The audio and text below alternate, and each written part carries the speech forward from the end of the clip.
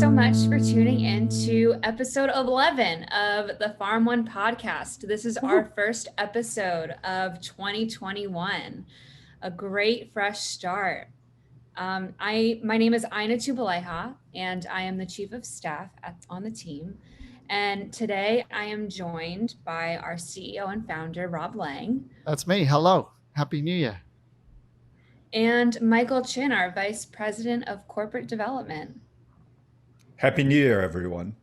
Thanks, Michael. How are you guys doing? Did you have a good little restful break? I feel like we had 2 long weekends in a row and I couldn't really handle it because normally, I don't know about you, but my response to seeing a long weekend coming up is like, oh, I'm going to cook loads of stuff and I'm going to basically not really do my regular routine and I'm going to watch movies and read books. And it sounds really exciting. And then on day 3, I'm like, oh, I feel really sluggish and tired and I wish I was going to the gym right now. And, so it's kind of a lot. And then also just the fact of just being stuck at home and, not necessarily being able to, do very active things. I just feel like my whole body kind of slowed down and I'm really excited to be, actually back at work and doing stuff. And I'm excited to get up in the morning and have my mushroom tea and my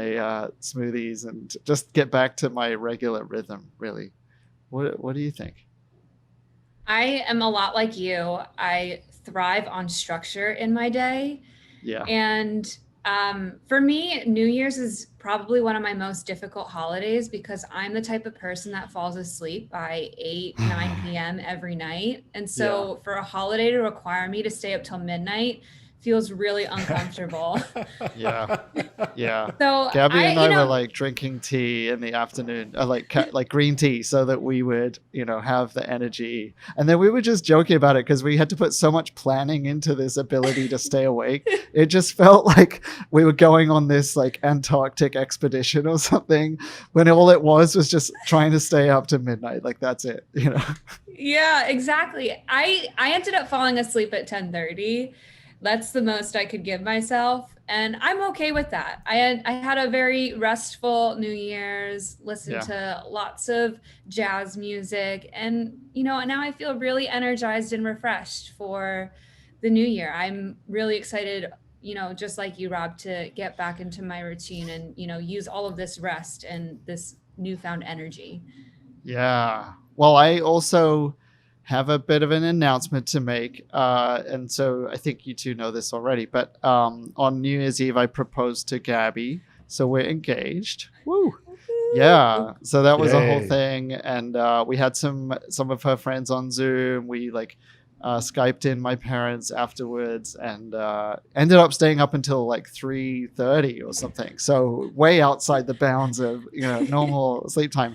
But yeah, it was great. And she said yes, obviously. So congratulations. Yeah, super exciting. And we're just, really looking forward to the year ahead and really looking forward to being able to, travel and see people who, we can kind of share this with and everything. So yeah, it was great. It was great. So everything I said about feeling sluggish and all that kind of stuff was just unrelated, but a great holiday overall. What about you, Michael? Congratulations. What a great way to end the year and what a great way to start the year too. Yeah. So that's so much fun. And yeah, I was imagining you spending the rest of the long weekend or what was left of the holiday just calling all of your friends and family, telling everyone, here's what happened, or retelling the story 100 times. Yeah.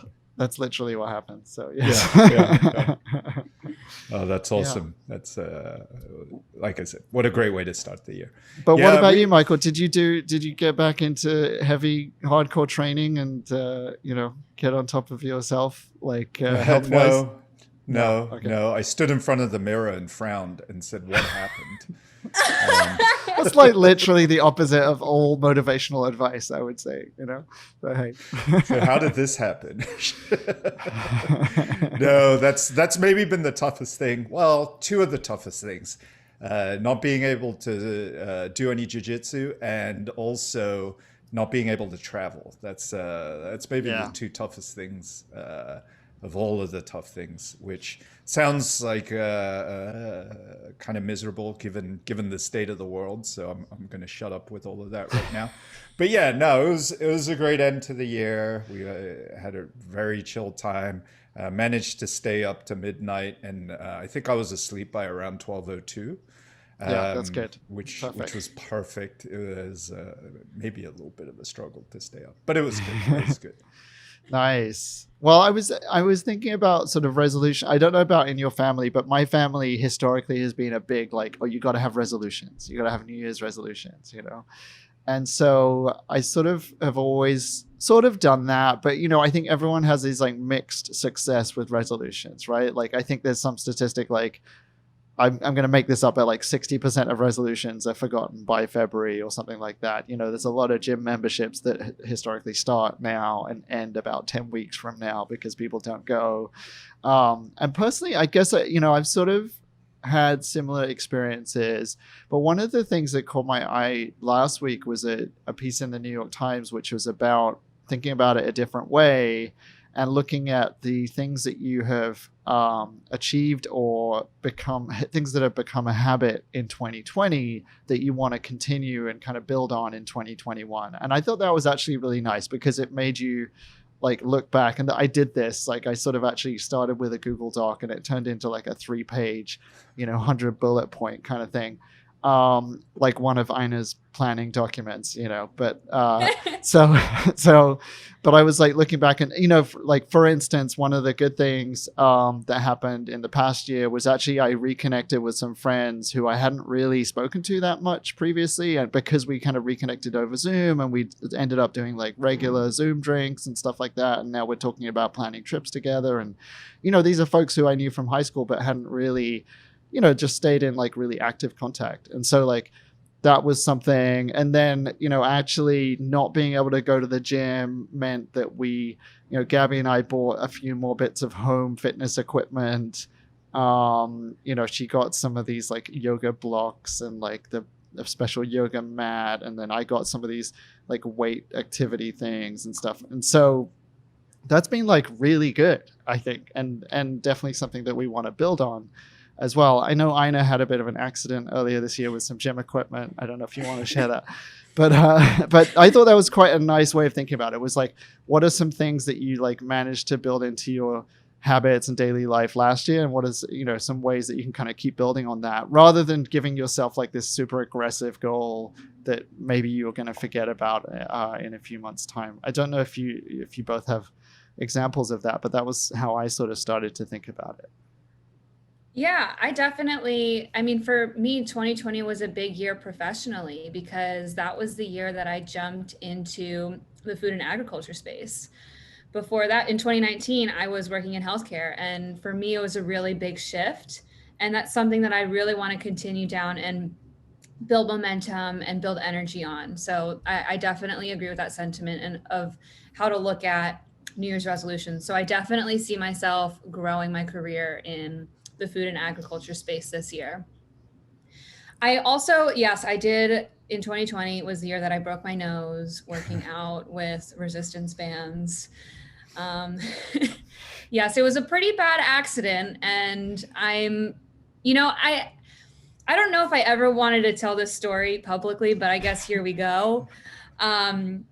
I was using the resistance band over a hook and I was trying to do, like some upper body workouts with it. And then the hook broke and then it snapped at my face.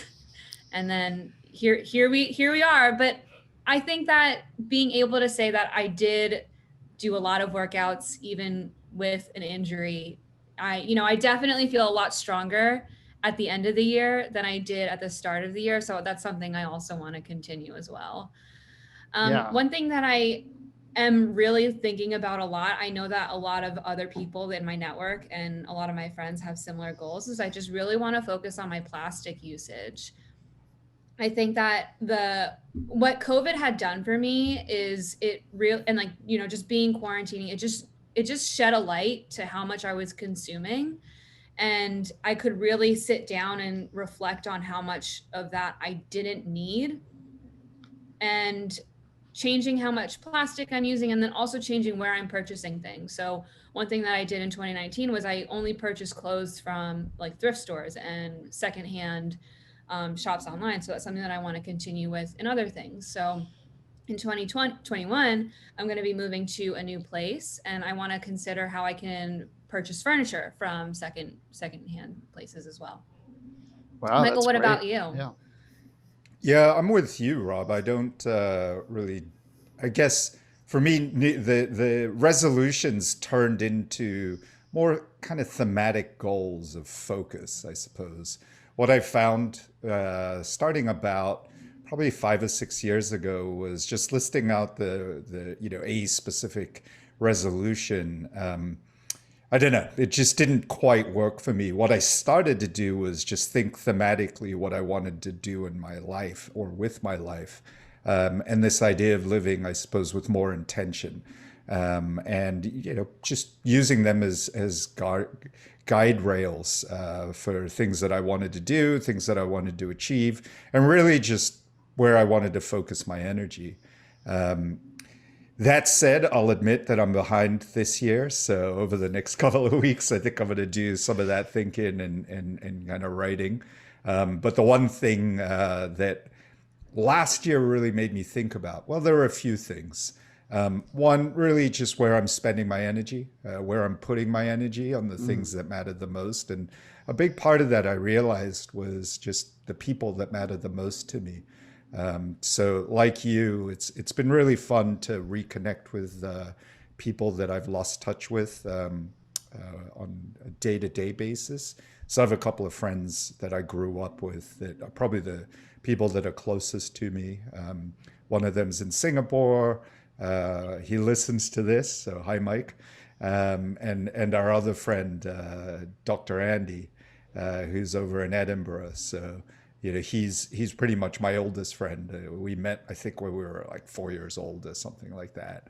And it's been nice. We've reconnected, the three of us. We've had a video chat and all of that. So yeah, and I'd like to keep doing that this year. I think we're going to continue to feel some of the impacts of COVID and all that, and that was really good for me, and that worked. And likewise with people that are more recent in my life. Making sure I'm making Yeah. time to spend time with them in good ways. So hopefully we'll continue to do a bit more of that. And professionally this year, I'm really looking forward to some of the things we've got planned at Farm.One. We've got some big milestones to hit. And I think we're going to get there. It's really interesting, sort of coming out of everything that happened last year and what we've got planned for this year. And of course, not everything will go the way that we want it to. We already got that a couple of weeks ago, a week ago. We thought we were on a pretty good path, and we had a quick change at the last minute.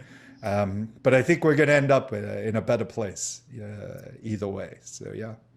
Yeah, no, I share the sentiment. I think I'm really excited about what's coming up. And, if you look back over the last year, obviously, we've had to make some really big changes at Farm.One. And throughout the summer, we were just trying to experiment and try new things. And, by the end of the summer, by August, September, we found, something that was working and something that our customers really, really loved. And so, over the past few months, we've been trying to build on that. And, initially with the subscriptions offering that we have, like we weren't really sure if that was going to work. I think the three of us, for instance, and Justin and Jess, and we were, giving it like a few weeks to see what happens and trying to, get some signups, trying to see, I remember like we were just literally like, let's get people some product. Let's see if they actually like it, So we're really back to that like super basic early startup stage. And now, thankfully, that's gone extremely well. We're oversubscribed now. We have people signing up who will not really get deliveries until March now because we're so oversubscribed, which is a great place to be. And now, yeah, just to talk about it a little bit, we're very close to signing a lease on a new space that's likely to be in Brooklyn. We're not 100% sure which exact space it'll be next, but the idea is that it'll give us significantly more production space. maybe on the order of like 10 times the space eventually, or maybe even a little bit more than that. And that'll allow us to expand our subscription business, and probably add a few more zip codes as well. We're delivering to Manhattan and Brooklyn right now. We're hoping to add Queens, add stuff up in the Bronx as well, hopefully. And also, there'll be some additional products coming through as well, which we're really excited about. We're going to do a secret little trial next week. Stay tuned for that. There's going to be some hard work, early mornings involved with that one, but it should be really exciting. And yeah, we're really excited about that. I think us expanding to this Brooklyn location will obviously be a big step for us as a company. But I think that, if you think about over the past 3 years since we've been at Tribeca, we've sort of had some starts and then some problems and then starts and then problems. And, obviously this year, out of the blue, COVID was hugely unexpected, but it's really, I think, put us into a much stronger position as a company now, a much more scalable position, which is really exciting. And I'm just like, we're all on Slack and we get notifications when we get signups, automatically, right? So when someone new signs up, everyone sees it, and then we all just like celebrate together, and it happens very regularly now, which is awesome. And we hit our target number over the New Year's, literally on the stroke of midnight in Hawaii. We hit our end of year goal for signups, which was pretty great. But also we see like just nice comments as well from customers. One of the nicest things, I'm sort of paraphrasing, but it's like, oh, every week when I get this box, it's like the highlight of my week because I can see all this freshness in there, and like it's really nice to hear. And so yeah, we're super confident about the product and super excited about what's coming next. And I guess like to follow the theme of things that we achieved last year that we want to continue, I think that certainly that quick experimentation, ability to adapt, I don't want to lose that next year. I think the focus on the quality that we've always had, I definitely don't want to lose that either. It's something that we want to definitely grow and keep scaling as a company. But I think also, we really doubled down on our kind of community focus and diversity, inclusion, anti-racism efforts as well in 2020. And we've got some really exciting stuff coming up with that early this year. I was going to say early next year, early this year. And so that's something that I think is going to, bring a whole new dimension to what we're doing. So pretty soon we'll be able to talk about it publicly, I think. And I'm really excited about that as well. What do you think, Ina? What do you think 2021 is going to be like for Farm.One?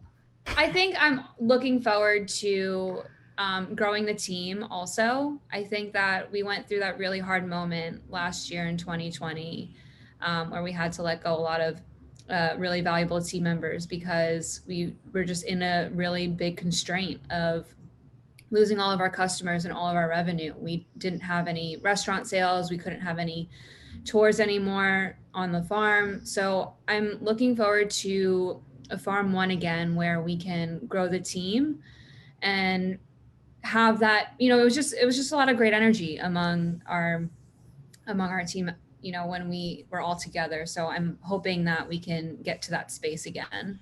Yeah. And I'm also really looking forward to having some members events in 2021. I'm thinking that there's going to be hopefully something that we can have safely in this year, where we can all learn from each other and really feel the power of the community that we're creating around these around the farm and around these fresh deliveries and learning from each other. And I'm really excited. I love any opportunity to talk to our customers and to hear what they think, and to imagining a space where we're all together really excites me. So that's something that I'm looking forward to this year. Yeah, that's totally right. I actually had someone reach out to me this morning who wanted to do like a special cocktail or something for his wife for her birthday, and we couldn't do it, obviously. And so we used to do that kind of stuff all the time. And it's going to be super nice to be able to return to that and to show people a new space as well, maybe do some bigger events. I feel like whatever month it is that we feel like we're getting back to normal, hopefully this year, people are going to go crazy for in-person stuff. I feel like I am. I'm not even someone who really likes going to parties that much, but the idea of like going to a party or something where there's like strangers who you can meet, it's like, sounds incredible. So yeah, I'm excited too. Yeah, the other part of, I guess, the community that I'm really excited to see how far we can push it is, with other small businesses in New York City, food businesses. Part of what we're doing right now is, adding a small surprise with each week's deliveries. But I think it's going to be really interesting to see how where we take that part of the business. Can we build a community of other local food businesses that share similar values to us, share a similar proposition of fresh, local, Yeah. sustainable, and really how we can help lift everyone else up as well, as we grow Farm.One in New York. Yeah, that's going to be great. I haven't had that much time to focus on that aspect over the past few months, but like, yeah, I'm really excited about that. It's going to be great. So, what's next, Dinah? What are we talking about this week, apart from ourselves and our overeating and Farm.One?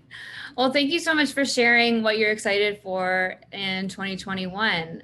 This is really related to a lot of the news that we've been seeing as well. Michael identified an article that shares a lot about the optimism that the CEA community is feeling towards 2021. Michael, do you want to share a little bit about why you thought this article was interesting and some of the highlights that you noticed? Yeah. So Jess, who's been on this podcast a number of times, our director of technology, popped this into our Slack channel this morning, and I thought it was, or actually over the weekend, thought it was really interesting. It was a good way to sort of wrap up last year and kick into this year. So the article came from thepacker.com, and it's about a survey that was done by our friends over at Agritecture. And it was sponsored by a company named Autogrow. And I'm pretty sure from what I could tell on their website, they do automation products and solutions, so software and hardware. Yeah, we have a one of their systems actually. Oh, Downstairs. okay, Yeah. cool. So it was a survey that ran 8 weeks from July to September of last year, and it was a bunch of questions about controlled environment agriculture. And they surveyed farmers and entrepreneurs and people in the industry from over 58 countries. 20% of them were based in the US, 15 in India, and 7 in the UK, that is. Overall, 371 respondents. So, it was sort of a general survey of the market, where things are, where the business, where business seems to be around the world. So a few sort of high level takeaways. It was overwhelmingly positive. 95% of the respondents had a positive outlook. And this was really interesting. 57% of them were break even or better on crop sales versus pre-COVID levels. So this has been really interesting, right? I mean, we've talked about it a number of times in terms of the supply chain and the effect of COVID on the supply chain. And this was an opportunity that I think we all felt as kind of local farmers and that. But it seems like there's something to it. And some of this was driven by kind of CSA models and produce boxes. Much like what we did when we lost our restaurant and for many of these farms, kind of hotel and hospitality customers as well.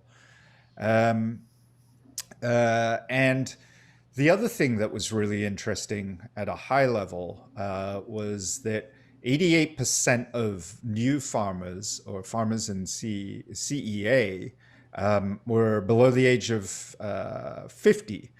and 71% of them were under the age of 40. And about half of them, 49%, had no previous experience in agriculture, which I thought was also very interesting. Before I go on, any reactions to any of that from either of you?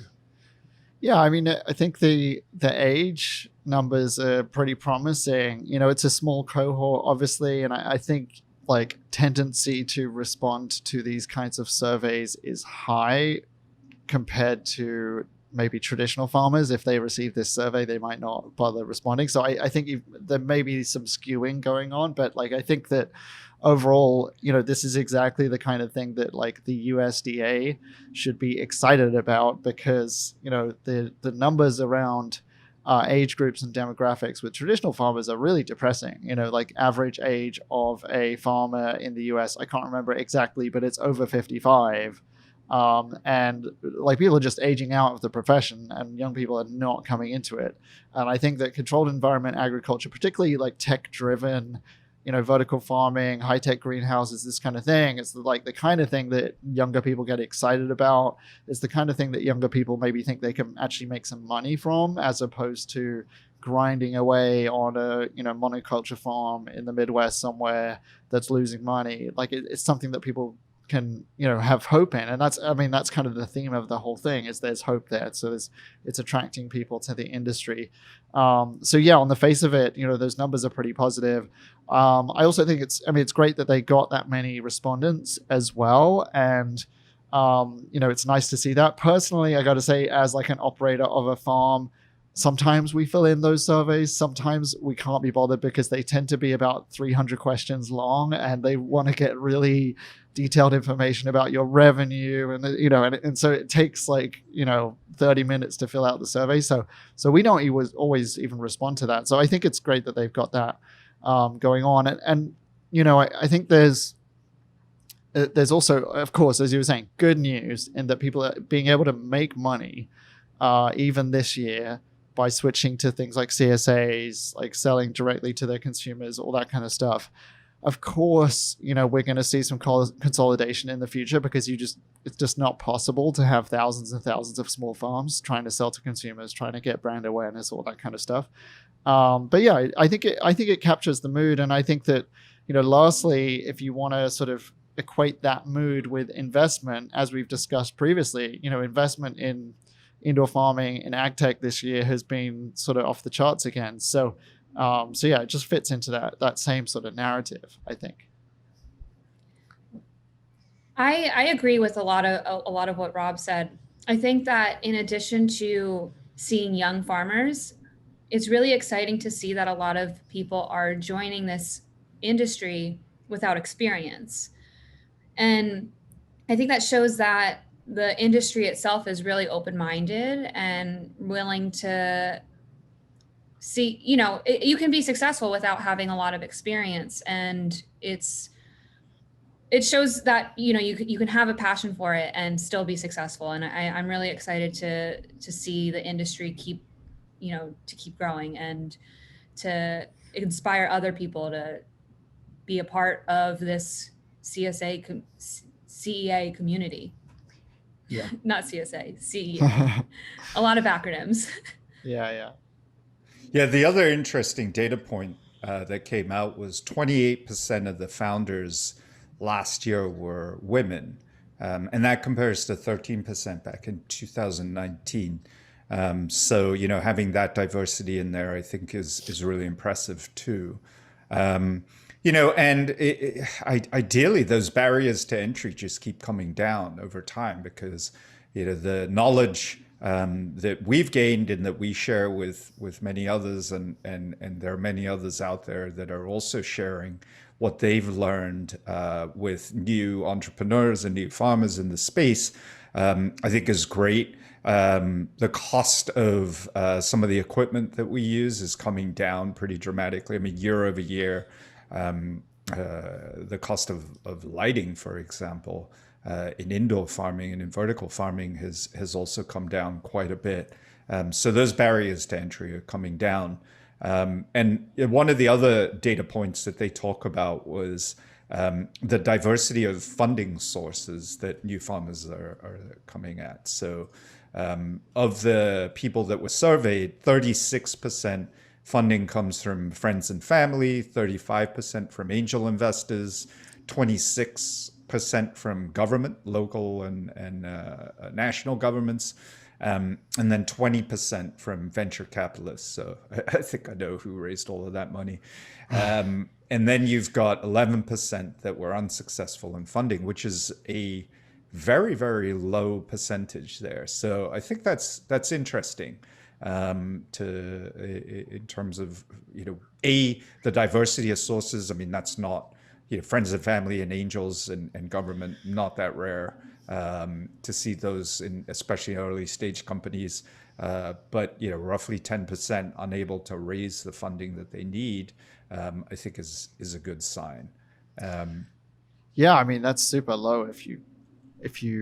I guess it depends on what that cohort really is. Like, is it people who is this everybody who's tried? Like, probably not, right? So, but yeah, it does seem to be positive. I think like, the real question for the US maybe over the next 10 years is how do you turn these funding sources into more like regular everyday funding sources so that it isn't VC, angel, friends and family, it's USDA, SBA, whatever, bank loans, that you would want to raise money in a more traditional way for a new business. And I think as vertical farming technology, as this just gets a little bit more dependable as a business model, I think you'll hopefully get to the stage where people can, start their businesses up that way. And then, through cash flow, be able to pay back those loans and have businesses that are actually viable businesses as opposed to startups that are burning through venture money. So that'll be a true mark of success.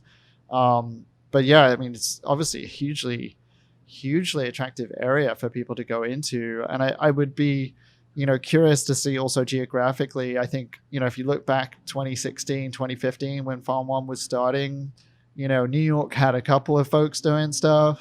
Outside of that, really not much at all. But, we're starting to see people in all cities like, Dallas and Chicago and Memphis and like building farms. And that's amazing. And I'm pretty sure it'll just continue that way. It will be smaller and smaller cities and more folks doing more and more viable projects, which is great. Yeah, and to your point there with the business model, I think that's a really interesting area to look at. I mean, I've been doing startups pretty much my entire career, Poor and you. I'm sorry. Poor you. It keeps pulling me back in. I tried the big company thing for a bit. It didn't work. Yeah. But I think, what's going to be really interesting is when you're a startup, you've got all the flexibility to try different things. And what we learned was there seems to be legs with this direct-to-consumer model. It's been around for a while now. Some would argue that it's fairly mature in some industries, like whether it's direct-to-consumer for apparel and some other things. But the idea that you can buy local from local farmers at this sort of scale, I think is very interesting. And of course, the supermarkets aren't going to go away. Retail isn't going to go away. It may change a little bit, as it should. But the idea that we've come back to this place where you can connect with your producer of food, whether that's your farm like ours or whatever products that you have, I think are really interesting. And I think that what I'm really encouraged with is there's so many people that are coming into this space that hopefully there's going to be this a lot of creativity and a lot of new ideas that are shared and that are spread. And it's kind of like, we're in New York, our friends Urban Produce are in Chicago. There's a great farm in the DC area called Little Wild Things. And there's not a ton of direct competition yet. Because we're all local. We're producing for local markets and some other things. So there's a lot of sharing within that community, a lot of sharing of ideas. There's a lot of learning from each other, what works and what doesn't. And I think that's a really great place to be in the industry right now, as opposed to we're all fighting for that Walmart account. We're all fighting for that Whole Foods account. Yeah. Yeah. I guess like the other thing that has happened, to be honest, to be a bit of a downer on the other side, is like we've definitely, because at Farm.One, we've been way more open about our farm than anyone who's raised more money or tried to do more of a mass market kind of thing. And so, we definitely had folks like a while back who would like come to a tour of ours, and then we would see them like open a farm 3 months later where they like copy the chef jacket, and then they copy like one or two things, but they don't copy the real stuff, so they're sort of, that's inevitable, I guess, if you're just doing something right, but there's sort of a bit of that. But I think what actually plays out eventually, and this is why these survey numbers are sort of interesting and maybe hopefully hopeful. A lot of people opening, these farms just fail. It's just tough. It's really, really hard, and I don't think it's really got much easier over the past few years. I think some of the practices have become better known, and maybe some of the ways of growing hydroponically have been more sort of approachable. People have been able to pick them up easier. But I think the logistics of starting like a new business or starting a new brand or something like that, it's still really, really tough. And so I certainly hope that people don't underestimate the difficulty of doing something like this, whether you're selling directly to consumers or you're selling to restaurants or you're trying to do something else. Like, it's still a super tough business, and so we'll see. I don't know if Autogrow or any of these other folks are really tracking the progress over time and how many farms last more than 2 years or something like that. The normal sort of startup statistics that you want to hit. That's going to be interesting to sort of understand as well. I mean, certainly back in, let's say 2017, 2018, there were a couple of really high profile closures, like Farmed here in Chicago closed down. I know someone who actually bought a bunch of their old equipment at like a massive discount, in the what do you call it? The asset sale afterwards.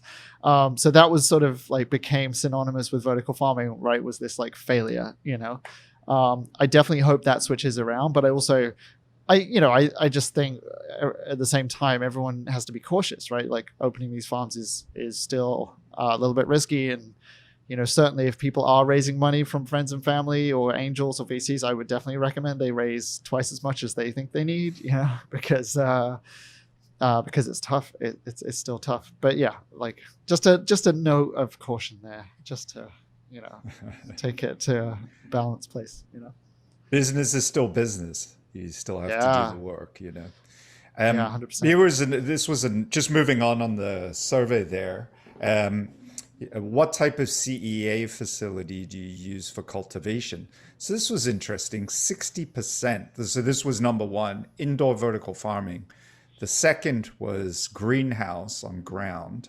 The thing that I thought was interesting, because we hear a lot about it, was only 9% were shipping containers. So take out the respondent side of it, but I thought that was interesting. I thought the number of people that are doing the indoor vertical farm being as high as it was, as opposed to even greenhouses for urban farming, was really interesting there. So you're sort of saying 9%.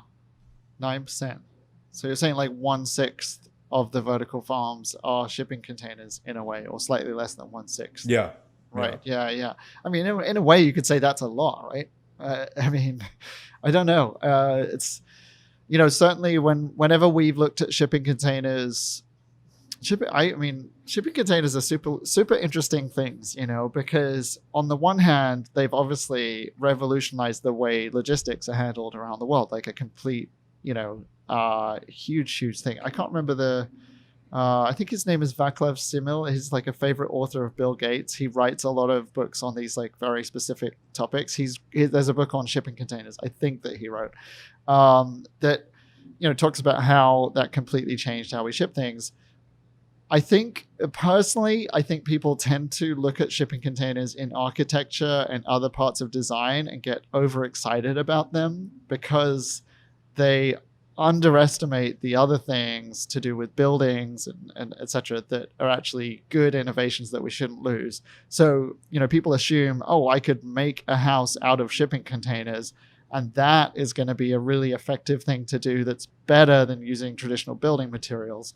But what happens is, of course, a house needs plumbing, and it needs electricity, it needs insulation, it needs doors, it needs exits, it sometimes needs sprinklers, etc. The more of this kind of stuff you add up, the more a builder will just look at you and say, you're an idiot. You shouldn't be using a shipping container. You should just be building a regular house, And so I think, like, my take on shipping containers, and certainly having looked at the cost of the sort of retail options out there of shipping containers, has, when it comes to vertical farming, it's been, to be honest, well, I could build that myself for half the price, or I could just build like a regular prefab building that actually has more to it. Like, it has, sites for plumbing, it has electricity, it has insulation, it has, all this stuff for much less of the cost as well. So I mean, for me, the shipping container thing is still sort of a red herring. It's sort of like, okay, someone convinced someone else that shipping containers is this exciting thing to do with vertical farming. I think there's a few use cases where it's really interesting, like education. If you wanted to move this thing around to different sites, I think, sure, if you've got a site that's like ready to go, that's relatively hard to do construction in, if you wanted to ship something in that's sort of ready to go, I think that's sort of interesting.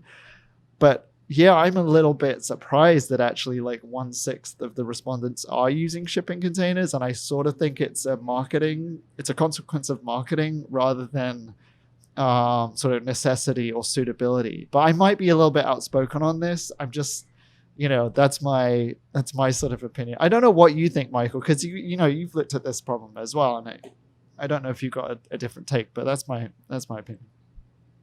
I mean, I'd imagine if you were starting out, if you were sort of getting into the industry, that's, might be I don't know if it's low cost necessarily, but it's not low cost. That's the problem, Yeah. And maybe, but the fact that it comes all ready to go to a degree, right? You still have to assemble it and all of that. The time to market, maybe there's some advantage there. You're starting out, maybe it feels easier because everything is contained in a box and it's a fairly easy size to manage. So maybe that's where some of this is coming from, particularly with so many new people coming into the industry. Just to react to that, I think like one of the things that, Freight Farms, for instance, is a manufacturer of shipping container farms. If you look at their website, and they've done this for years, they've made it look really simple. Like there's a guy, I can't remember the first video I watched, there was this guy who had headphones on, and he had like a hoodie, and he was like a cool kind of 20s kind of dude, and he had like an iPhone, and he was just like, I think he had like a pin code. Sorry, this is all just my bad memory. But like he types in a pin, he opens the door, there's like music from the speakers in the ceiling, and he's like controlling this with his iPhone. And it just sort of, I don't know, it was like this vision. It was almost like you could control it just as you would your Sonos speaker or your whatever. It was like the same thing. And in reality, it's like not that, because you look at those same systems at Square Roots, and like, sure, they're very functional. They work pretty well, but they're not, they're not an iPhone app, like by any means, and they're very expensive. And at the same time,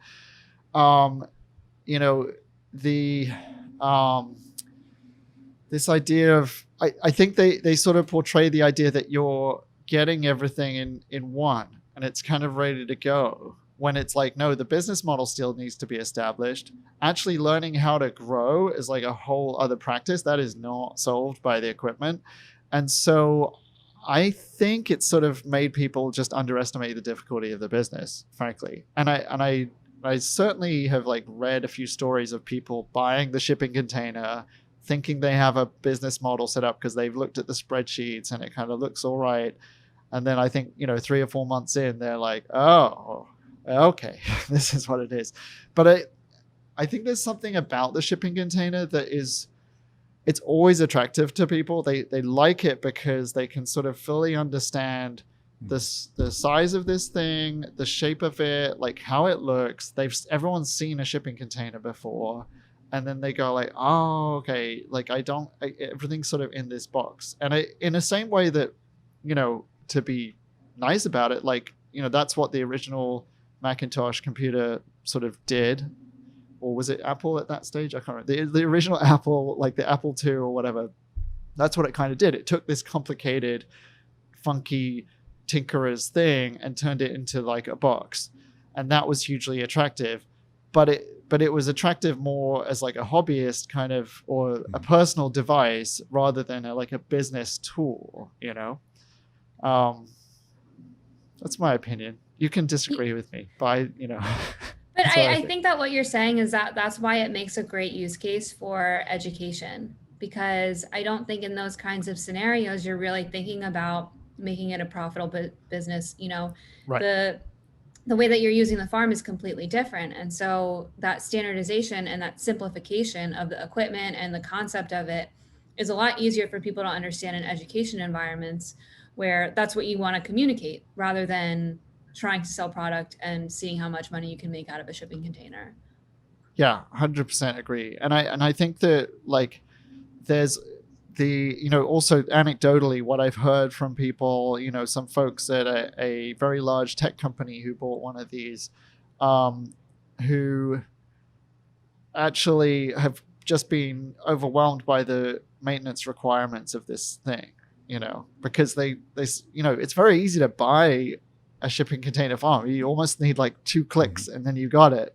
But what happens is then you've got, it's like bringing home a tiger or something. It's like, okay, well, now you got to feed the tiger, and farms, to speak sort of emotionally about our farms are very sad places if they're not maintained. They're very like, it's sort of weird to talk about this, but like, if you walk into an indoor vertical farm and it isn't healthy, if the plants are sick, it is a horrible place to be. It's just, you're surrounded by problems, And so buying a shipping container without someone there to maintain it is that's a tough thing. And certainly we've seen, even with some folks that we've sort of collaborated with or worked with in New York City, like there's an appeal to buying a physical object that looks nice. And on day one, of course, folks like us will set it up, plant it, beautiful, all the plants are great. And then, if what people will often do is they'll sort of say, oh, we're going to get, Julie over here to maintain this every couple of weeks. And because of the sort of marketing in this industry and the idea of controlled environment agriculture and automated dosing systems, all that kind of stuff, the sort of sense that a lot of people has is, oh, Julie will only need to pop in and just tinker. She'll get on the iPhone every 2 weeks and just, and if that happens, what happens is in 3 or 4 months time, this farm is dead. It's not growing anything. It's smelling bad. People are disappointed, all this kind of stuff.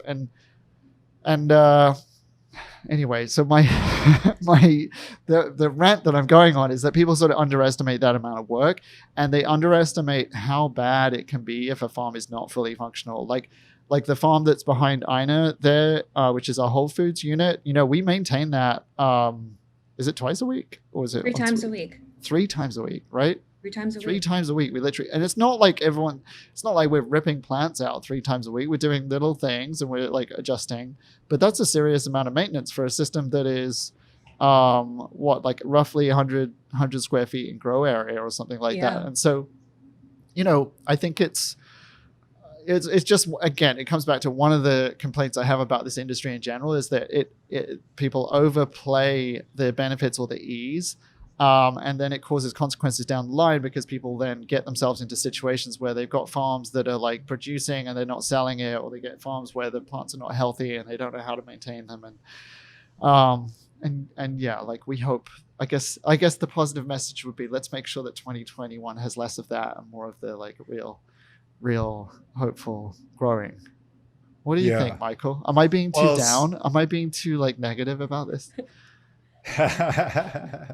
Well, I was just about to tell you about the shipping container I bought for us. No. So a couple of things. I mean, one, I think you need some of that failure, right? You Yeah. need a little bit of the Yeah. shakeout to happen. This happens, you see it time and again in the tech industry since the dot-com days. We go through these cycles and, there's always a gold rush, right? Everybody rushes into it. They think it's something. Very rarely, I find with startups, what you end up with is what you began with. Never. Just because Yeah. that's just the nature of doing this type of work. Yeah. So, some of it needs to shake out. And yeah, maybe there's a place for certain types of farmers, certain businesses where a shipping container makes sense. But, even on the reusable side of it, there's an incredible number of distressed real estate assets that you could reuse and repurpose. We've talked about abandoned and unused malls all around the country, let alone in cities where you can grow in tucked away places. I would love but to that's see actually- those. I don't know if you guys had these temporary school classrooms in the playground. We always had these at the schools that I went to. I guess it's common across Australia and the UK at least, maybe even Belgium. And you'd have a temporary classroom that's supposed to be there for like 6 months, and then 7 years later, you're still going to classes in there. Maybe those are Yeah. good for vertical farms. Maybe not, but like I'd love to see places like that converted. Yeah, yeah. Well, so this next question is about technology, and to your point, running the business and running the farm and just leaving things alone. What types of technology were used in the operation? So no surprise, 80% in artificial lighting, no duh. But I did think this was interesting. So 53% used environmental sensors and controllers. 16% used automated equipment for seeding, harvesting, or packaging.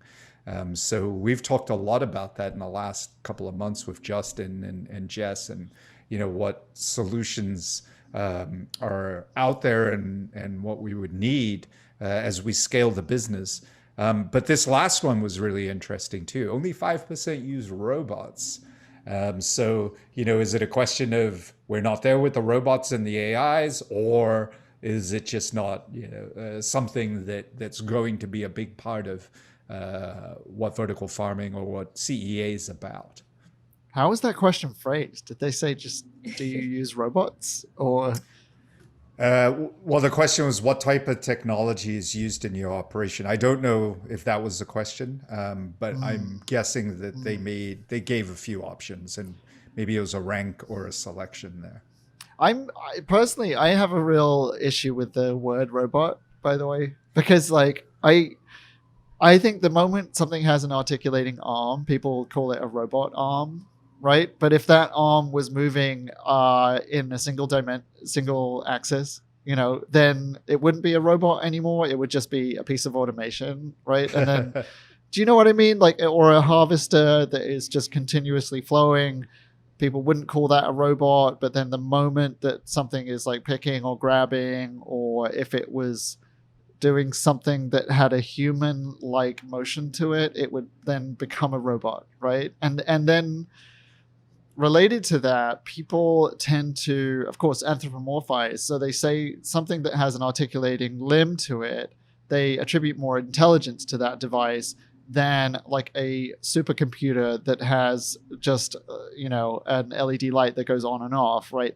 And do you get what I'm saying, Michael? It's sort of like people tend to equate AI with robots that's different to traditional automation, and the reason why I think that's important in vertical farming particularly is that some of the automation problems or challenges that people want to overcome around harvesting, for instance, are this real mixture of very difficult AI problems and also very difficult mechanical engineering, mechanical motion problems as well, and even surfaces and material choice problems. So for instance, if you take flower harvesting, right? If you take the flowers to my left here, these beautiful marigolds, got some yarrow, purple oxalis. If you wanted to go and harvest this marigold flower, to identify the flower, of course, is a machine vision problem. But it's completely separate to this mechanical motion problem of how to actually pick the flower without damaging the flower. And then there's a problem about what material that device should be. And then, of course, there's a problem about moving down the aisles, etc. But that's sort of like a solved, robotics problem, I guess. In that if you go to, a modern Amazon warehouse, there will be a machine that's capable of moving down aisles with no problem whatsoever and finding efficient routes and all that kind of stuff. But the thing that sort of is very much like in play right now is like, okay, how do you identify flower? How do you cut flower without damaging flower? In a indoor environment, of course, that's easier because you can control lighting in a way that you can't outdoors, where it could be sun, shine, shadow, all that kind of stuff. And I guess what I'm sort of getting at is that, we may make faster progress at one part of that problem than another. But what we are all experiencing, I think, in smaller scale indoor agriculture is that a lot of this sort of automation that goes on in larger scale agriculture kind of only makes sense at that scale. And the problems that we encounter in smaller scale vertical farms tend to be the problems where actually like advanced motion robotics and those articulating arms and things that can kind of do things on like a smaller scale but still be efficient, those are the kinds of things that are actually going to help small scale farmers like radically. But those are sort of, in a way, some of the hardest bits of that tech, because to have, for instance, to plant seeds in small batch sizes, like 2 or 3 trays, it's not something that like a traditional seeding machine does very well, because the switching cost of setting up the next batch is so high that you might as well just do the whole thing by hand. Whereas like a robotic pick place arm kind of thing would be actually really, really great, but then currently the expense of most of those systems is in the $10,000 to $100,000 kind of range. And so then does that make sense for the small farm? I don't know. So I guess what's my conclusion to that? My conclusion to that is the word robotics just opens up this whole sort of can of worms of like, okay, what do you actually mean? And I think that it's a really sort of fertile area for new startups in this industry. And then for those companies to fully understand the problems in vertical farming, I think is going to open up much, much more challenging sort of solutions, than what we have on the market right now. And that we just call like robotics as one word. That's the end of my speech. Ta-da. That's a good distinction to make. I watched the latest Boston Dynamics End of the World Apocalypse Robot video over the weekend. Oh, what do they got now? They had a whole bunch of robots dancing, which seems like, if you were to create a bunch of robots that could destroy humanity, this is the video you would make right before that, because you want everyone's guard to come down. And you want to keep the robots happy so that you are on their side so that they don't punish you. Yeah. You just think of them as these funny characters that dance to, music and are joyful and all of that. But I think we all saw on Terminator that that's not true. But that's an interesting distinction, the automation versus the robots. I mean, for us, we've been looking at solutions for harvesting at scale. And some of the challenges and some of the products on the market right now, everything from getting the right height for the blade, getting the right processes down. And, it's one thing to do it for a few hundred customers, but it's a totally different thing once you're in the thousands, right? Yeah. If you don't have some form of automation to that, and maybe it's just dumb automation versus some AI coupled sentient being that can figure out which flower is ready to cut. General intelligence I think is not required, right? And also like again I still also think people tend to fetishize automation in some contexts where it still won't make financial sense, right? Like if you're a smallish farm and the machine would be amazing, but it costs $300,000, but your labor costs over the next 4 years are going to be less than $300,000. Like, okay, does that make any sense whatsoever to buy that machine, etc. And anyway, I always think this stuff needs to be put in that context, in that operational context. And I think there will be small-ish vertical farms that don't actually require, that much automation for some of the processes that they have because of the nature of what they're growing. And everyone starting out should be somewhat conscious of that. But I'm super excited to see what new technology comes up, because I think, on a positive note, some of these problems are not that hard to solve. It's more just the fact that the problem has not been pressing in the past, and that's why there isn't a solution to it. But some of these planting seeds, some of the harvesting problems, some of the transplanting problems, they're not unsolvable. There's nothing, in other industries that hasn't been solved that's more difficult. Sorting potato chips and making sure you get rid of the green ones, like that's a quite hard problem, but that is effectively solved in the potato chip industry. I do eat potato chips sometimes. It's one of my weaknesses, So vertical farming, there's good things to come, I think, because now more and more people are looking at these issues. Yeah, Pringles for life. Okay. Are you a Pringles guy? Okay.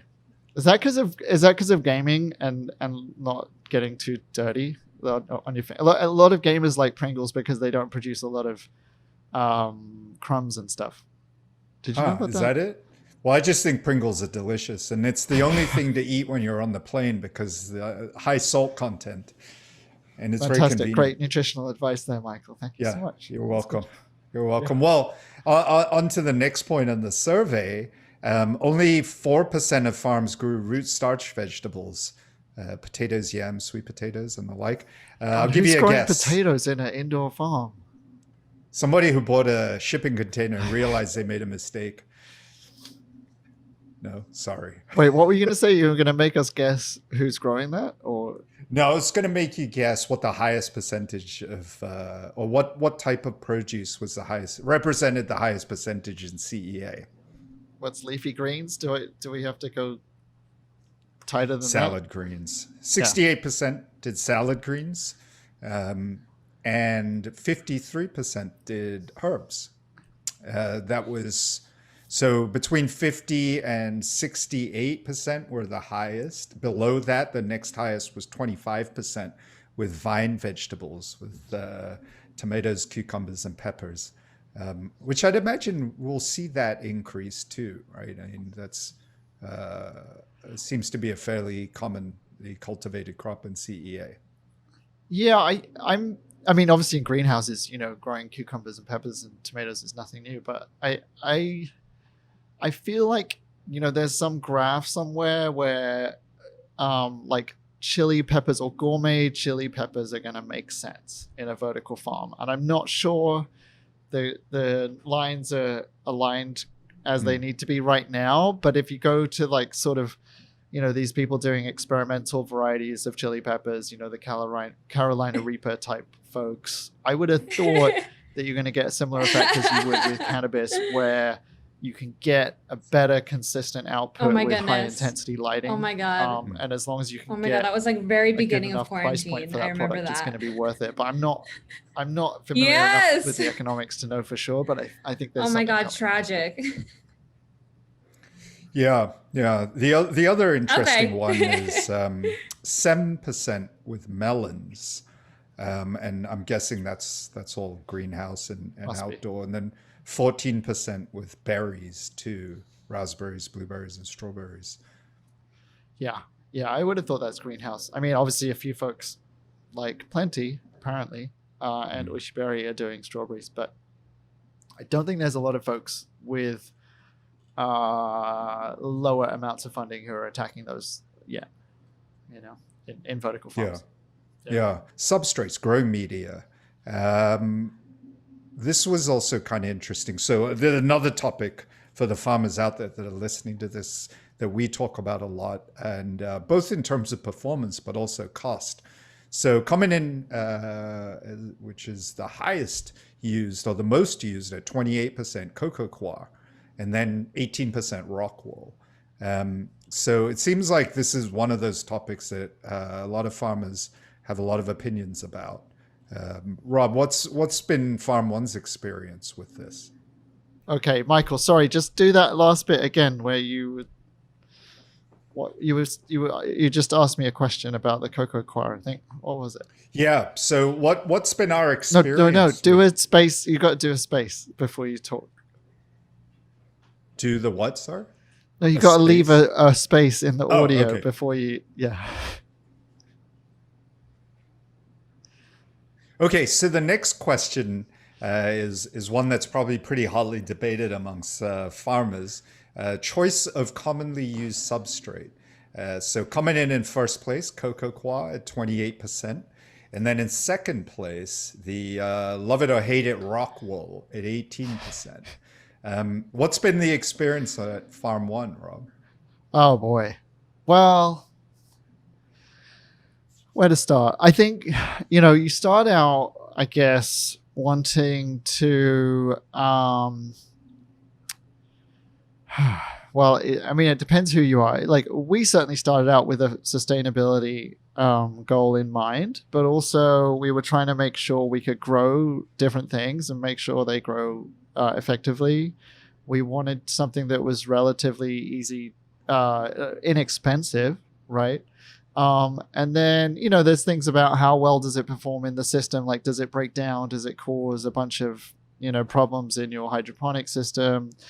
And then in addition, what you get to when you reach a certain scale is that the logistics or the supplier, their consistency, like that's an issue as well, right? If you have a great product, but it's inconsistent, then you can't really use it anymore. We had a product that we were using for quite a while, which was very cheap, pretty environmentally friendly, pretty easy to use, pretty good yields. But half the time when we would get it, well, it would come late or it would come frozen on a pallet, like literally frozen, So our team had to like chip away at this stuff to get it, to be usable. And it's just not viable. So I think what people end up is with these products that are pretty commonly used, cocoa coir is like commonly used. Rock wool is obviously abundant in the industry. And then you have others like BioStraight and, some other things like jute. But yeah, I would say no one's really cracked it yet with like the new materials.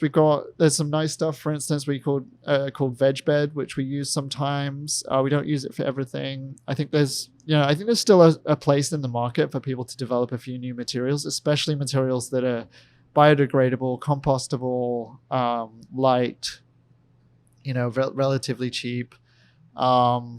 Yeah, there's space in the market. Someone should keep working on this, I think. Mm-hmm.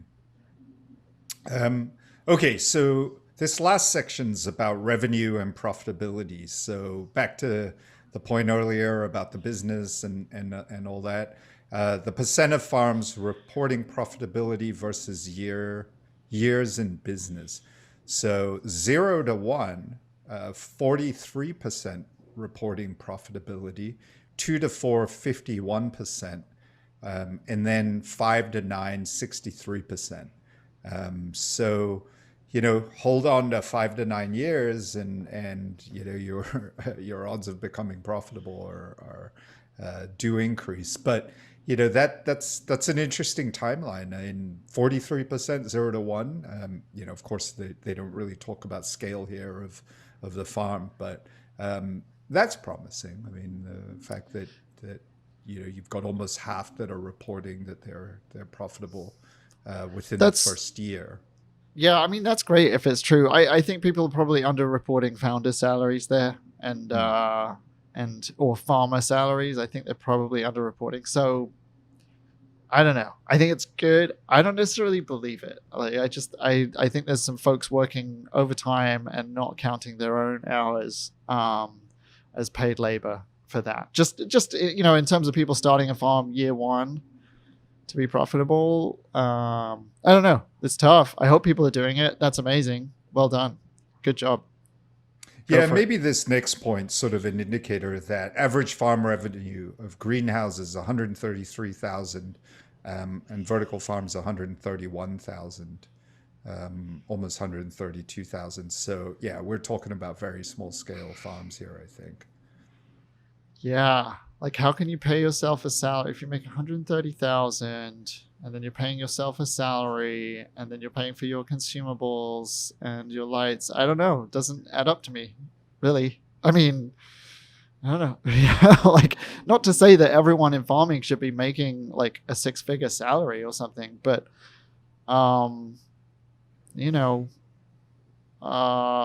it's tough to make those economics work, I think.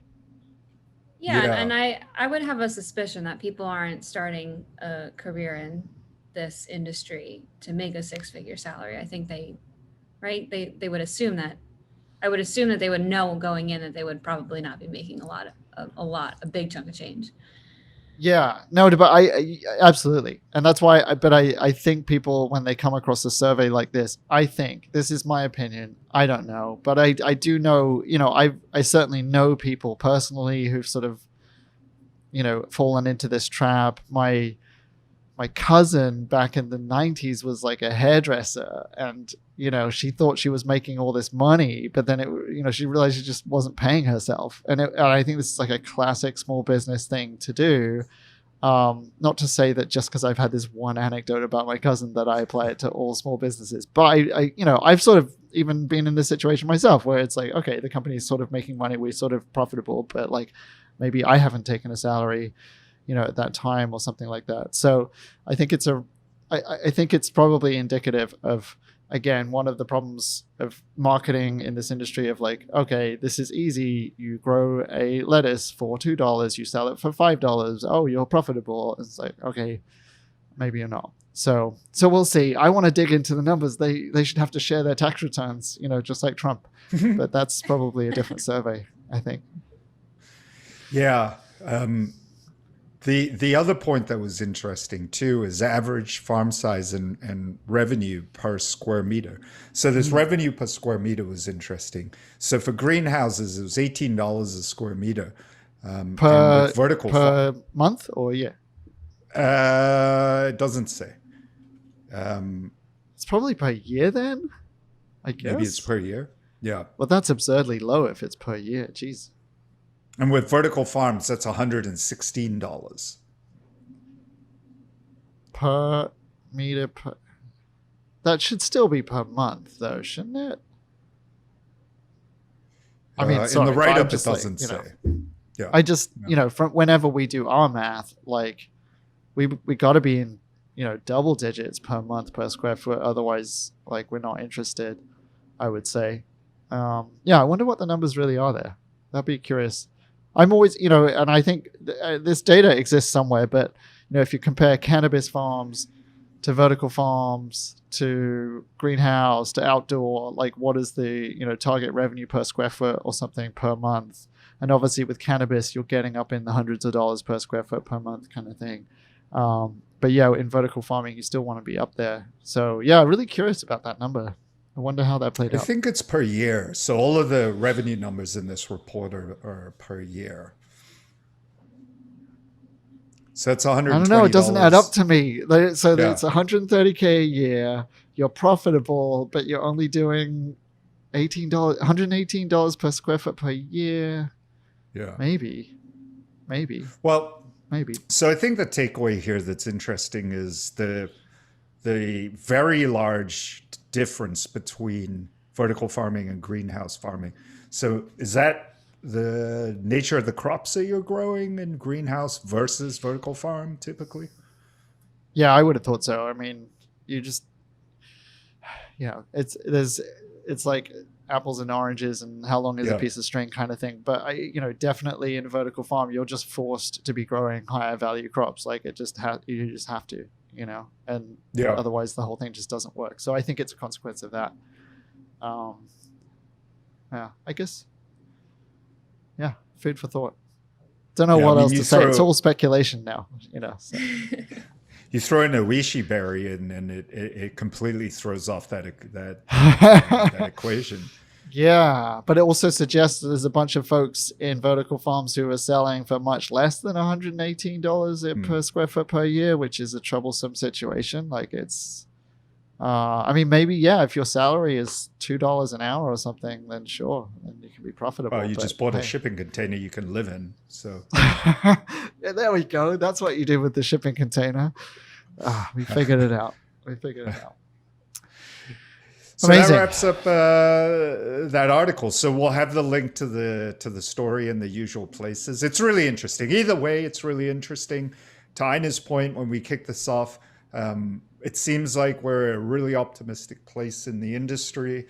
There's a lot that needs to be done. There's a lot of work that needs to be done. There's a lot of good work that needs to be done to improve the food system all around. And I'm really excited about the level of interest from entrepreneurs and all of that comes into it, because at the end of the day, that's how you get progress, I think, in industries. People that are creative, that are willing to take a few risks, put their ideas on the line and kind of see if they've got it, and that's how we push the industry forward. So Absolutely. I agree. We need crazy people who want to do big things. That's how we do it. Fantastic. That was good. Why don't you read us out, Ina? Amazing. Well, thank you both so much for speaking on today's podcast. Thank you to all of our listeners for tuning in, and we look forward to a great year with all of you. Be sure to like and subscribe to our podcast. And if you're interested in becoming a Farm.One member, the link is below in the description. Yeah, Farm.One all- members also get exclusive content soon as well. Sorry to cut you off, but I had to say it. So, if you're a member of Absolutely. Farm.One, you're going to get access to some behind the scenes stuff, some interesting interviews, all that kind of thing. So check it out if you haven't already. You get weekly greens delivered to your door, fresh, harvested, and delivered same day. We're also adding new stuff soon, so stay tuned. I'm excited about that as well. Over to Ina again. I'm sorry. We'll see you all next week. Thanks. bye.